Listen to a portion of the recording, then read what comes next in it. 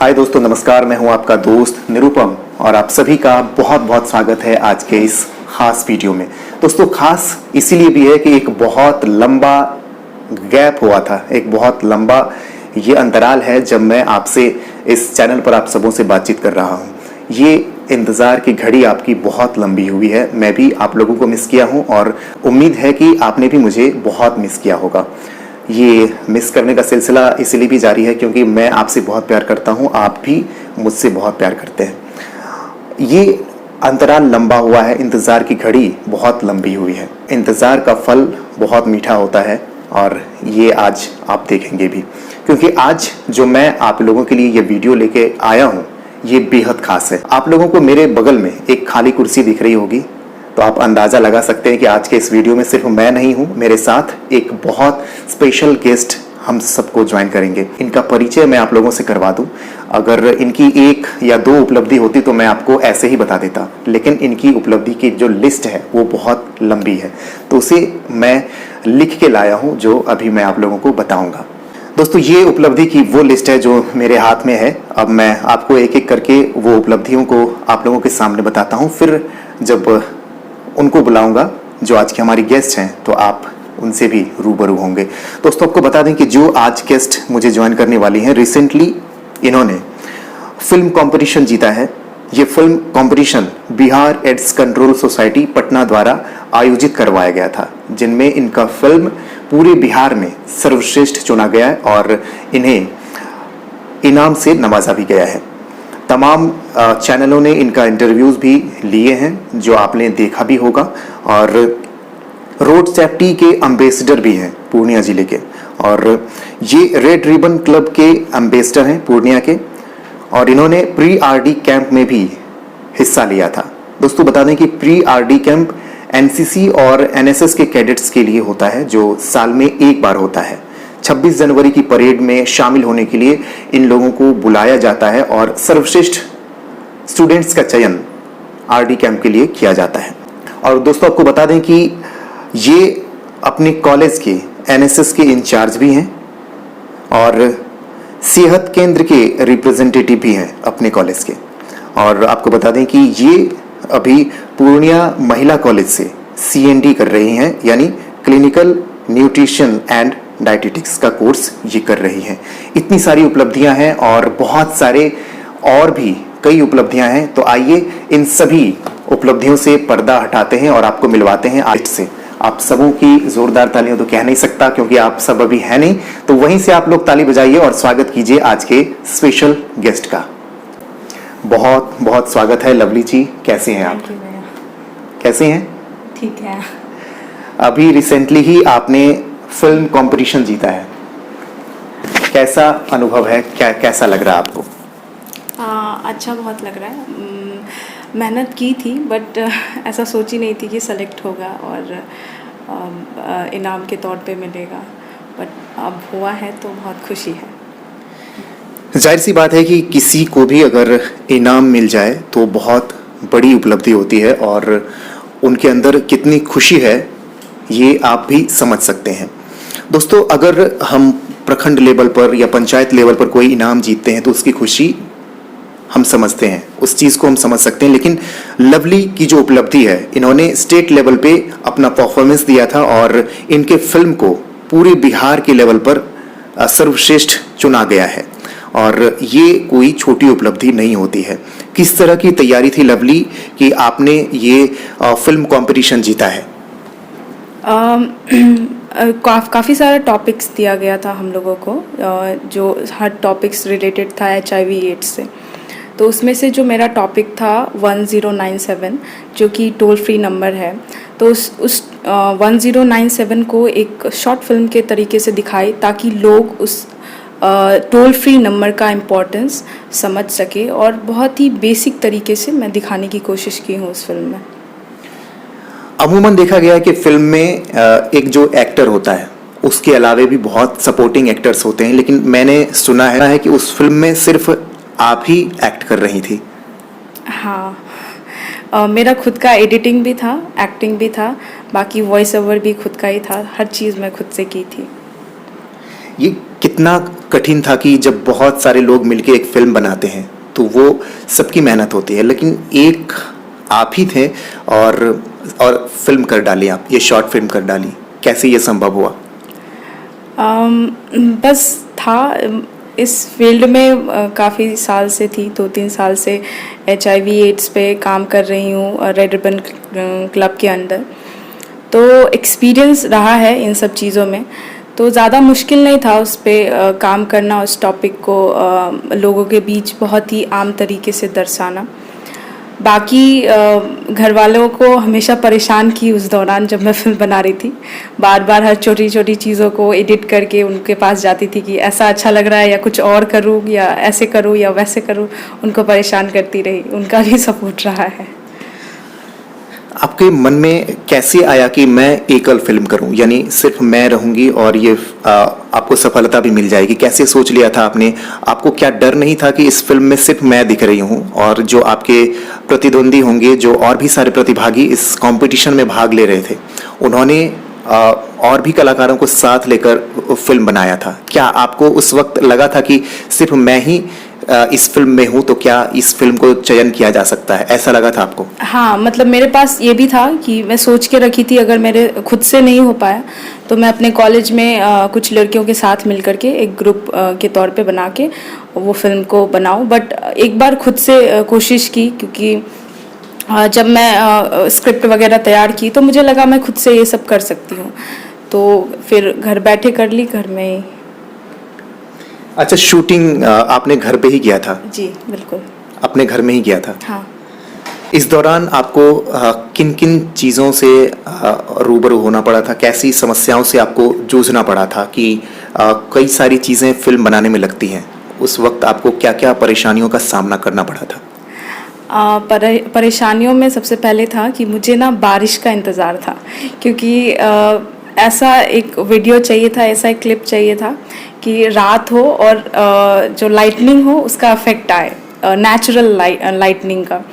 तो मुझे बस बारिश का इंतज़ार था कि एक परफेक्ट जो हैवी रेन होता है वो बस आए, ताकि वो प्रॉपर जो क्लिप जो मुझे चाहिए था वो मिल सके। तो एक पूरा रात मुझे जगना पड़ा उस क्लिप के लिए, उस परफेक्ट शॉट के लिए। बारिश आ गई थी? हाँ, बारिश 2-3 दिन से कंटिन्यूसली थी, तो वो मिल गया था शॉट मुझे।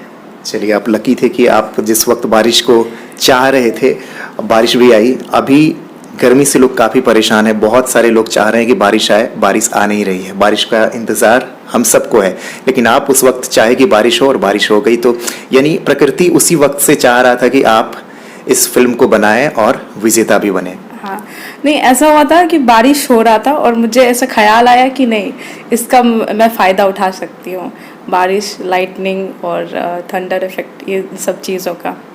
अच्छा, स्टोरी कहाँ से आया आपके दिमाग में? आपने ये स्टोरी बनाया फिर, या आपको ये स्टोरी कहीं से मिला था?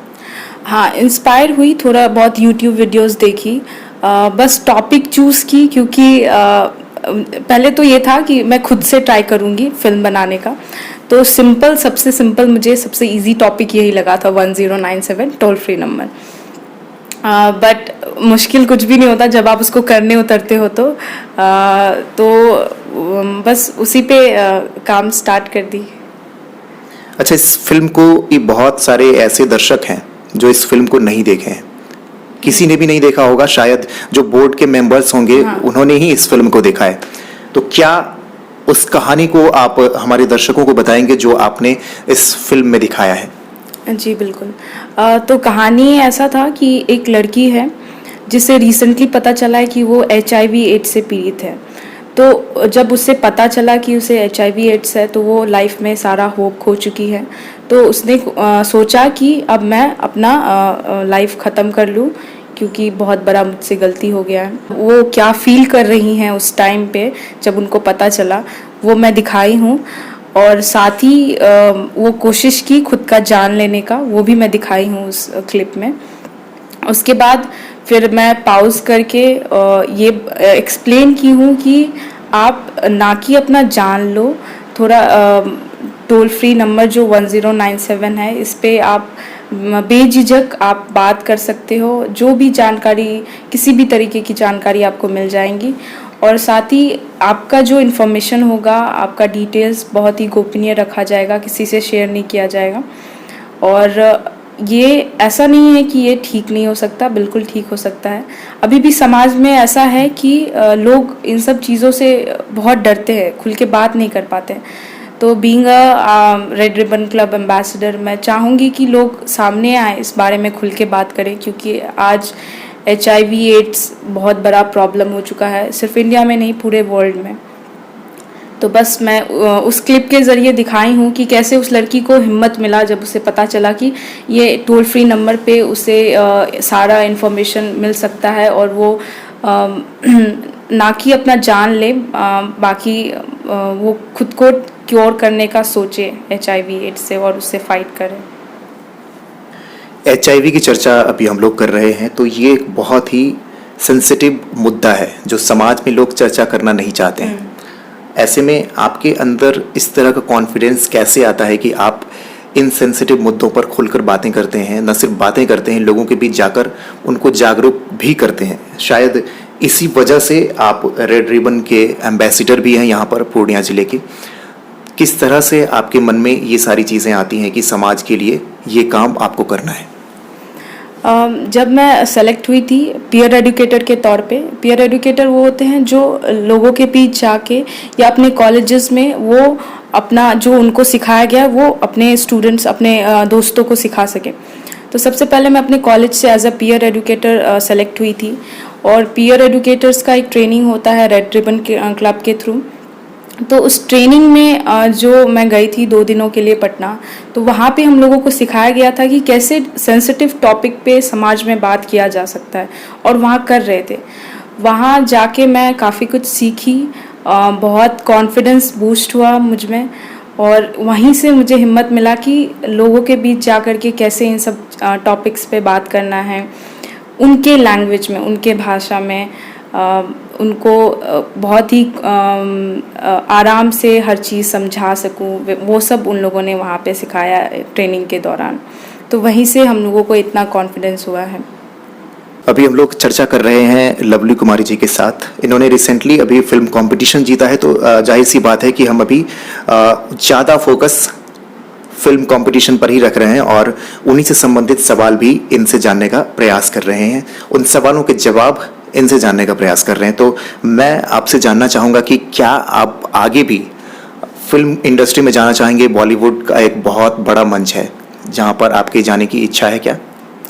नहीं, एक होता है, मतलब मुझ में क्रिएटिविटी बहुत है, एडिटिंग वगैरह शौक है करने का। इनफैक्ट मैं जब भी फ्री रहती हूँ या कोई फंक्शन में छोटा छोटा क्लिप बना के उसको एडिट करना फ्री टाइम में, ये सब करना पसंद है।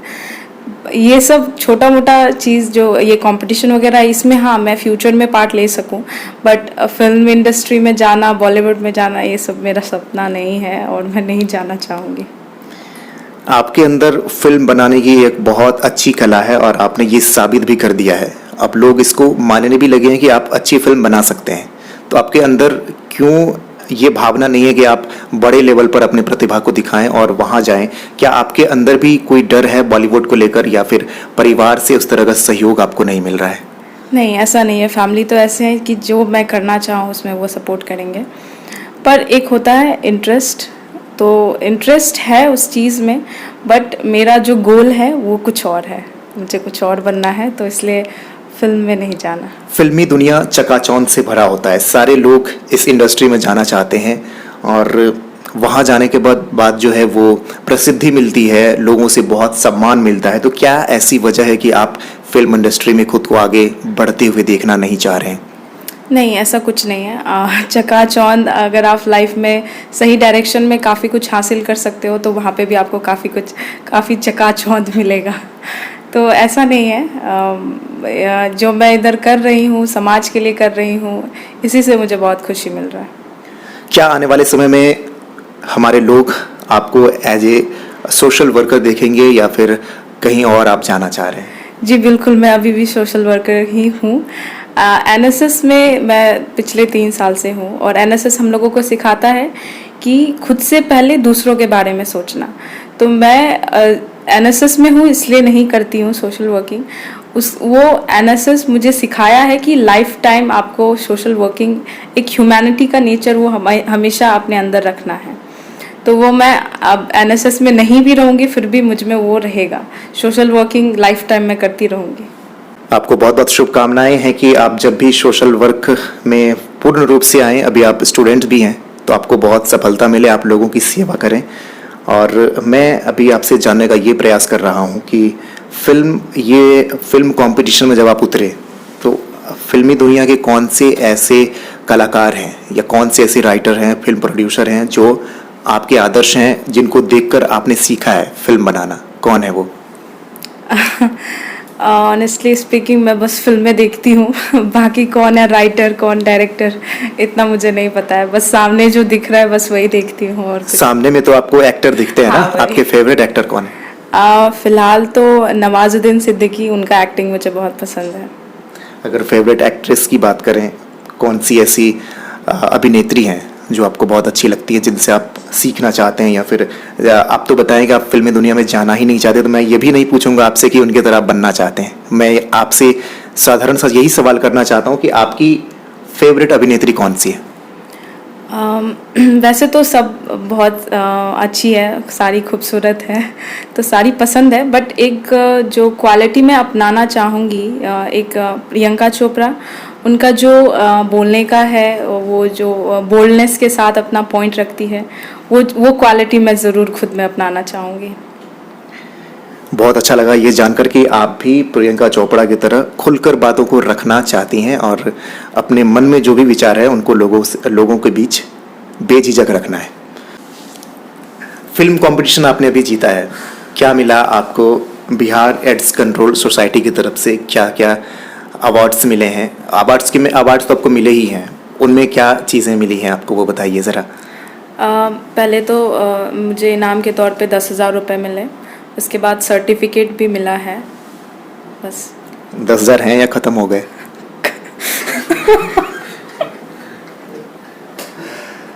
खत्म हो गए। अच्छा, 10,000 कोई बहुत बड़ा अमाउंट नहीं होता है, वो आप ख़त्म कर दिए, कोई बात नहीं है। फिर जब आगे आप स्टेट लेवल से आगे जाएंगे, नेशनल्स पर बहुत फिल्म बनाएंगे और जीतेंगे तो लाखों के इनाम आएंगे, आपके अकाउंट एकदम भरे हुए रहेंगे। उम्मीद तो यही है, अगर मुझे मौका मिले नेशनल फिल्म कंपटीशन में पार्ट लेने का तो मैं ज़रूर लेना चाहूँगी, बट ये सेंसिटिव टॉपिक्स पे ही, ऐसा नहीं है कि मुझे फिल्म बनाना है, एक्टर को शूट करना, वैसा नहीं, बट हाँ एक समाज के लिए अगर मुझसे जो भी बन पड़ा वो मैं ज़रूर करना चाहूँगी। दोस्तों, जैसा कि आपको मैंने बताया था कि इनकी उपलब्धियों की लिस्ट जो है वो बहुत लंबी है। अभी तो ये सिर्फ हम लोगों ने अभी फिल्म कॉम्पिटिशन्स के ऊपर ही बातें की हैं। अब थोड़ा अलग हटते हैं और कुछ अलग सवाल भी इनसे पूछते हैं और वो भी आपको बताते हैं।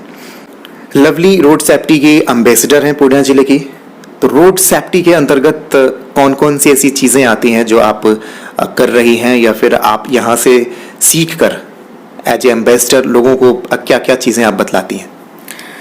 देखिए आजकल क्या है ना कि टीनेज जो हैं, स्पेशली लड़के, वो रोड पे बाइक वगैरह उनको बताना, उनको सिखाना कि लाइफ कितना इम्पोर्टेंट है। कुछ लोग लड़ते हैं जीने के लिए और आप स्वस्थ हैं तो आप उसको बिगाड़ने पे तुले हुए हो बाइक स्पीड में चला के, तो वैसे लोगों को जाके समझाना, बात करना, ये बहुत ज़रूरी है।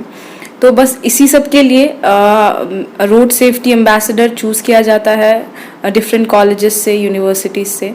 तो मैं भी अपने कॉलेज से चूज़ की गई थी और फ़िलहाल अभी पूर्णिया डिस्ट्रिक्ट की हूँ। तो मुझे भी काम यही दिया जाता है कि अलग अलग कॉलेजेस में जा कर के जो स्टूडेंट्स हैं उनको मैं बताऊँ कि कैसे अच्छे से वो बाइक चलाएं, कैसे रोड पे चलें, कैसे वो रोड पे चलते हुए किन चीज़ों का ध्यान दें। तो बस इन्हीं चीज़ों पे मुझे उनको बताना होता है। आपने बताया जैसे कि आप खास करके लड़कों को बताना चाहते हैं कि किस तरह से उन्हें ड्राइव करना चाहिए। मैंने देखा है, बहुत सारे लोगों ने देखा है कि लड़कियां भी आजकल बहुत तेज स्कूटी दौड़ाती हैं। हाँ, उन्हें क्या संदेश देंगे आप?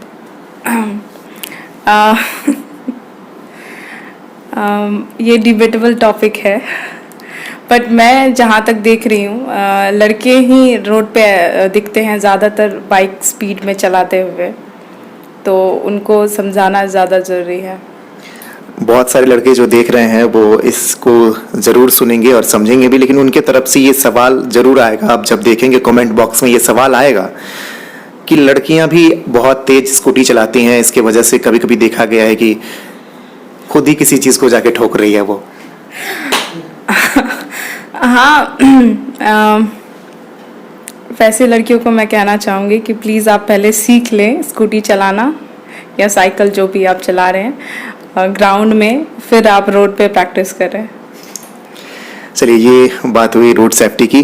लड़के और लड़कियां दोनों ध्यान रखें कि जब भी आप रोड पर गाड़ी चलाएं तो दो पहिया वाहन चलाते वक्त आप हेलमेट का उपयोग ज़रूर करें, और चार पहिया जब चला रहे हों तो सीट बेल्ट का उपयोग ज़रूर करें। ड्राइवर तो करेंगे ही, साथ ही जो को पैसेंजर होते हैं, साथ में बैठे लोग होते हैं, वो भी सीट बेल्ट का उपयोग ज़रूर करें। और दो पहिया वाहन चलाते वक्त ना सिर्फ जो ड्राइविंग कर रहे हैं वो, बल्कि पीछे जो लोग बैठते हैं उन्हें भी हेलमेट का उपयोग ज़रूर करना चाहिए।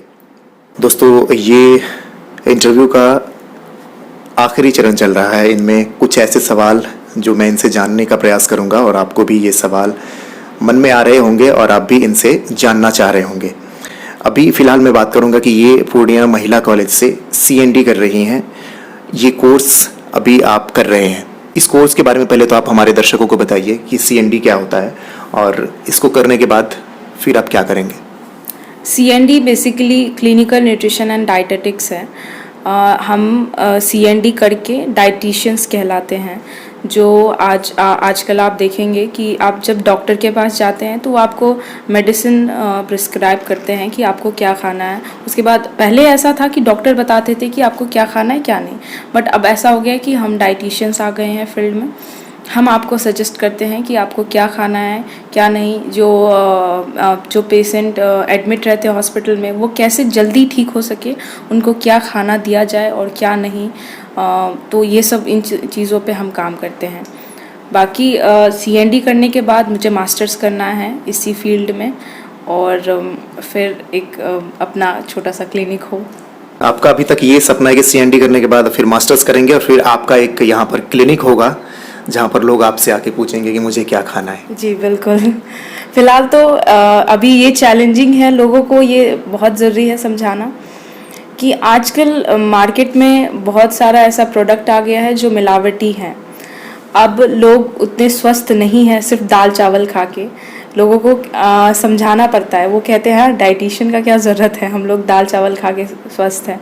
बट नहीं, पहले ऐसा था कि दाल चावल भी बहुत शुद्ध रहता था, बट अब सब मिलावटी है। तो अब आपको डाइटिशियन चाहिए ही होगा। कोई भी बीमारी हो या फिर आप मोटापा से पीड़ित हो या दुबलेपन से, तो आपको डाइटिशियन का ज़रूरत पड़ेगा ही पड़ेगा।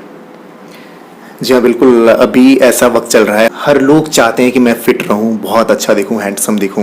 बहुत सारे दर्शक ऐसे हैं हमारे जो भी आपको देख रहे हैं। किसी की तोंद निकली है, कोई डायबिटीज से परेशान है। वैसे हमारे अमूमन दर्शक युवा वर्ग के हैं, वो फिट हैं, लेकिन वो भी परेशान है कि मैं आगे और भी अपने स्वास्थ्य का ये मेंटेन कैसे कर पाऊँ। आप उन्हें क्या सुझाव देना चाहेंगे? जो हमारे मित्र होंगे जिसकी तोंद निकली होगी, वो कैसे इसको अंदर कर लेंगे? क्या ये सब चीज़ें भी आप बताते हैं? जी बिल्कुल। सबसे पहली चीज़ जो मैं कहना चाहूँगी कि आप अपने खाने का जो टाइम टेबल है एक, वो फिक्स रखें। हर रोज़ कोशिश करें कि उसी टाइम में आप खाना खाएं, लेट ना हो।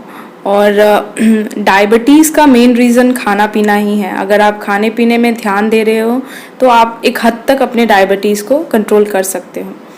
और आजकल मैं देखती हूँ कि जो यंग लड़के हैं वो उनको जिम जाने का है, तो आप ठीक है जिम कर रहे हो, एक्सरसाइज कर रहे हो, बट आप जो जिम ट्रेनर हैं उनका काम अलग है। अगर वो आपको एक डाइट सजेस्ट कर रहे हैं तो प्लीज़ आप एक डाइटिशियन से कंसल्ट करें, क्योंकि जिम ट्रेनर के पास मुझे लगता है उनको अपने बॉडी तक सीमित ही नॉलेज है, और हर इंसान का अलग अलग रिक्वायरमेंट्स होता है बॉडी का, और सबका बॉडी अलग अलग होता है। तो एक डाइटिशियन आपको बेहतर सलाह दे सकेंगी उन सब चीज़ों में। जी हाँ दोस्तों, आप समझ गए होंगे कि अब से कुछ दिन बाद जब ये मास्टर्स करके लौटेंगी तो पूर्णिया में ही इनका कहीं क्लिनिक होगा, और आप भी अपने स्वास्थ्य को बेहतर बनाने के लिए इनके क्लिनिक पर जरूर आइएगा। आपको आपके फ्यूचर के प्लान्स के लिए बहुत सारी शुभकामनाएं हैं हमारी तरफ से। और हम लोग बिल्कुल आखिरी चरण में हैं, तो जाते जाते कुछ छोटे छोटे सवाल पूछेंगे और आपको जवाब देना है। तो चलिए छोटे छोटे सवाल और इनके क्विक आंसर का हम करते हैं शुरुआत। आपके फेवरेट टीचर कौन है? मेरी कोऑर्डिनेटर है जागृति, डॉक्टर जागृति राय। वो मुझे बहुत अफसोस है कि वो मुझे पढ़ाती नहीं है, वो बस मेरी कोऑर्डिनेटर है। बट लाइफ में मुझे उन्होंने बहुत कुछ सिखाया है, तो वो हमेशा मेरी फेवरेट रहेंगी और वो मेरी हमेशा आइडियल रहेंगी। उनसे मुझे बहुत कुछ सीखने मिला है और अभी भी मैं सीख रही हूँ। और सबसे ज़्यादा डांट भी मुझे उनसे ही मिला है और उनके बदौलत ही मैं इतनी आगे तक आ पाई हूँ। आपके परिवार में सबसे ज्यादा सहयोग आपको किनका मिलता है, मम्मी या फिर पापा? दोनों ही बहुत सपोर्टिव है, बट हाँ मम्मी ज़्यादातर साथ रही हैं, पापा बाहर ही रहे हैं, तो मम्मी का ज़्यादा सहयोग मिला है। पापा भी देखेंगे, उन्हें लगेगा कि आप पापा के पक्ष में नहीं मम्मी के पक्ष में हैं। नहीं, पापा भी ये चीज़ जानते हैं कि वो हम लोग को बीइंग एन डिफेंस वो ज़्यादा हम लोग को टाइम नहीं दे पाते हैं, तो वो ये चीज़ समझेंगे कि हाँ मैं मम्मी को क्यों बोल रही हूँ। कोई एक आपके जीवन में ऐसा व्यक्ति जिसे आप देखकर उसकी तरह बनना चाहते हो या आपको उन्होंने प्रेरित किया हो? फ़िलहाल तो मेरी अभी जो मैम है जागृति मैम वो हैं, बट बचपन से जिनको मैं देखती आ रही हूँ वो मेरे बड़े भैया हैं। वो बहुत ही बहुत उनमें पेशेंस बहुत है, तो मैं वो चीज़ ज़रूर आगे भी लाइफ में वो चीज़ अपनाना चाहूँगी कि वो जिस तरीके से हर प्रॉब्लम्स को वो हैंडल करते हैं एक सहनशीलता के साथ, तो वो चीज़ मैं ज़रूर आगे भी अपनाना चाहूँगी। उनसे बचपन से उनको देखते आ रही तो बहुत कुछ सीखने मिला है उनसे मुझे। आपकी हॉबीज़ क्या क्या हैं? जब आपको समय मिलता है पढ़ाई से या फिर अन्य कामों से, तो आप क्या करना पसंद करती हैं? मैं फ्री टाइम में पेंटिंग, ड्राइंग, क्राफ्टिंग ये सब कर लेती हूँ। बाकी अगर किसी को थोड़ा अगर ज्ञान बांट सकूँ तो वो मैं करना बहुत पसंद करती हूँ। साथ ही अगर थोड़ा बहुत सोशल वर्किंग कर लूँ तो वो भी बहुत करना पसंद है। सोशल वर्किंग तो शायद आपका ये फुल टाइम काम है, हॉबीज़ कुछ अलग चीज़ें होती है। फ़िलहाल मैं अभी आपसे यहाँ पे एक और चीज़ जानना चाहूँगा कि मैंने सुना है कि आपके हॉबीज़ में सिंगिंग भी है शायद। हाँ, मैं सही हूँ? डांसिंग जी। जाते जाते आप हमारे दर्शकों को क्या संदेश देना चाहेंगे? कैसा लगा आपको आज का ये मेरे साथ का सेशन, कैसा लगा ये भी आप बताइए। सेशन बहुत अच्छा था, इंतज़ार था इस इंटरव्यू का और आपसे बात करने का। आपसे भी बहुत कुछ सीखने के लिए मिला है मुझे। मैं हमेशा आपको फॉलो करती रहती हूँ और जिस तरीके से आप बोलते हो ये सब मैं सीखना चाहती हूँ कि हाँ मुझ में भी इतना कॉन्फिडेंस आए और इतने ही प्यार से मैं भी बोल पाऊँ हर चीज़। बाकी मैं लोगों से कहना चाहूँगी कि आपका जो स्कूल और कॉलेज का टाइम है ये आपको बहुत कुछ सिखाता है और यही एक टाइम है जहाँ आप सीख सकते हो। चाहे आप कितनी भी गलतियाँ करो, यहाँ पे आपको सिखाने वाले बहुत हैं और बोलने वाले कम बोलेंगे, बट आपको बस सुनना है और आगे बढ़ के और सीखना है। बाकी लाइफ में आपको कभी भी सीखने को नहीं मिलेगा, आपको मौका नहीं दिया जाएगा अपना गलती सुधारने का, सब बोलेंगे। तो जब तक आप स्कूल में हो, कॉलेज में हो, जितना सीख सको, जितनी गलतियाँ कर सको गलतियाँ करो, फिर उन गलतियों से सीखो और आगे बढ़ो, बस इतना ही कहना। और अंत में मैं भी आपसे माफ़ी मांगना चाहूँगा कि 2-3 बार आपके साथ मेरा इंटरव्यू होने का प्लानिंग तैयार था, लेकिन ये किसी कारणवश ये फेल हो जाता था और मैं आपको समय देके भी नहीं आ पाता था। इसके लिए भी आपसे माफ़ी चाहूँगा और जाते जाते आपको बस यही शुभकामनाएं मेरे तरफ से भी और हमारे सभी दर्शकों की तरफ से भी यही शुभकामनाएं हैं कि चाहे वो फिल्म के इंडस्ट्री में आप आगे बढ़ें या फिर आने वाले समय में सोशल वर्क करते हुए आप दिखें या फिर डाइटिशियन बन के आप हम लोगों को अच्छे अच्छे डाइट्स के बारे में बताएं। जिस भी कैरियर में आप रहें, जहाँ भी रहें, आपको ढेर सारी शुभकामनाएं हैं कि आप निरंतर यूं ही आगे बढ़ते रहें और बड़े बड़े मुकाम हासिल करते रहें। थैंक यू सो मच भैया। बस आप लोगों का सपोर्ट रहे, बस ऐसे ही आगे बढ़ूंगी और क्या। बहुत बहुत शुभकामनाएं। तो दोस्तों ये था आज का हमारा विशेष कार्यक्रम जिसमें अभी आपने बहुत ही होनहार स्टूडेंट और एक बेहतरीन कलाकार लवली कुमारी के साथ मेरी बातचीत का ये वीडियो आपने देखा। उम्मीद है कि आपको ये वीडियो बहुत पसंद आई होगी, और अगर आपको ये वीडियो पसंद आया हो तो आप इसे अपने दोस्तों के साथ, अपने परिवार के साथ शेयर जरूर कीजिएगा। और हाँ, ये वीडियो देखकर आपको क्या लगा, मेरे बारे में कुछ कहना हो या फिर लवली के बारे में कुछ कहना हो, तो आप कमेंट बॉक्स में कमेंट जरूर कीजिएगा। आपके जितने भी कमेंट्स होते हैं, ये कमेंट्स मुझे और मेरे साथ जो भी लोग बात कर रहे होते हैं, तो उनको ये अंदर से एक शक्ति प्रदान करती है कि हमें और बेहतर करने के लिए किन चीज़ों पर ध्यान देने की ज़रूरत है।